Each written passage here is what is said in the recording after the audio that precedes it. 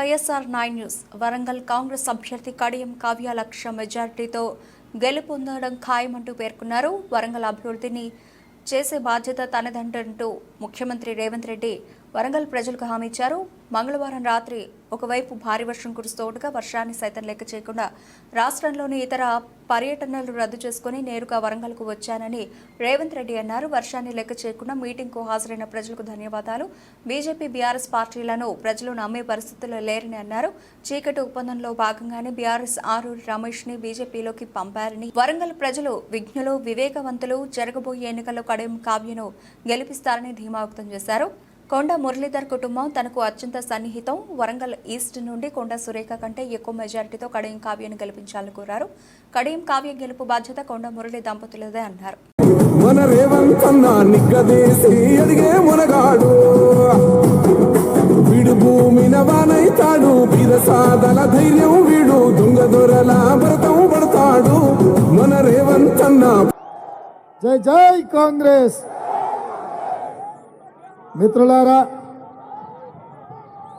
శ్రీమతి సోనియా గాంధీ గారు, శ్రీ మల్లికార్జున్ ఖర్గే గారు, శ్రీ రాహుల్ గాంధీ గారు వరంగల్ పార్లమెంటు నియోజకవర్గ కాంగ్రెస్ పార్టీ అభ్యర్థిగా డాక్టర్ కడియం కావ్య గారిని ఈ ఎన్నికల బరిలో దించితే మంది అభిమానులను, కాంగ్రెస్ పార్టీ కార్యకర్తలను రప్పించి వర్షం వచ్చినా, ఉరుములు ఉరిమినా, పిడుగులు పడినా వరంగల్ ఈస్టులో సభను విజయవంతం చేసినందుకు కొండ దంపతులకు మనస్ఫూర్తిగా అభినందనలు తెలియజేస్తున్నా.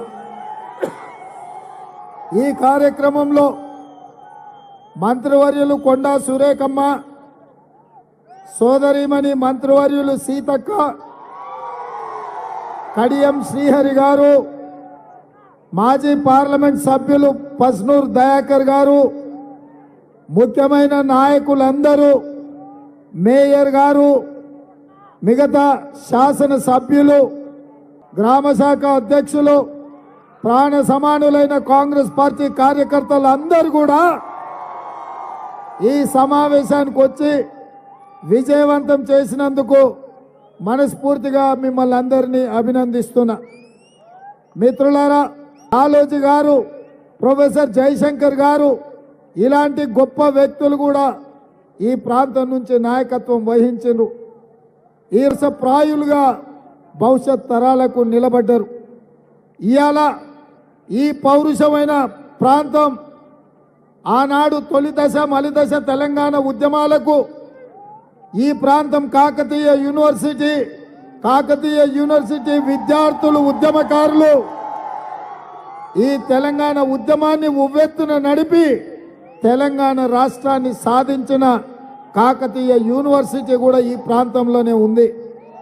గొప్ప చరిత్ర ఉన్న ఈ వరంగల్ పట్టణానికి, ఈ కాకతీయ సంస్థానానికి ఉజ్వల భవిష్యత్తు ఉండాల్సిన అవసరం ఉండే బారిపోయింది.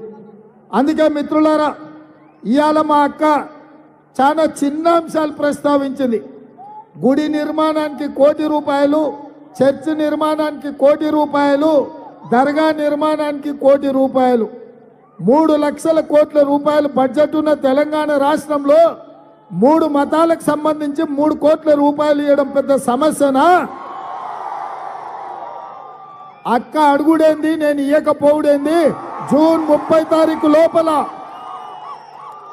మీకు మాట ఇస్తున్నా, జూన్ 30 తారీఖు లోపల స్పెషల్ డెవలప్మెంట్ ఫండ్ తరఫున వారికి 3 కోట్ల రూపాయలు మంజూరు చేసి మీ ఆలోచనను, మీ సూచనను అమలు చేస్తానని తెలియజేస్తున్నా.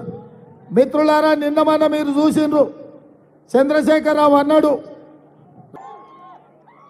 అన్ని తయారు చేసినాం, పని అంతా పూర్తి చేసినాం. ఇవాళ దొంగ దెబ్బది ఇవ్వడానికి బీఆర్ఎస్ వాళ్ళు, బీజేపీ కలిసి కుట్ర చేసి కేంద్ర ఎన్నికల సంఘానికి ఫిర్యాదు చేసి రేవంత్ రెడ్డి రైతు భరోసా నిధులు రైతుల ఖాతాలు వేస్తున్నాడు, ఎట్లయినా అడ్డుకోమని ఫిర్యాదు చేస్తే ఇవాళ సాయంత్రం 4 గంటలకు కేంద్ర ఎన్నికల సంఘం రేవంత్ రెడ్డి ఖబర్దార్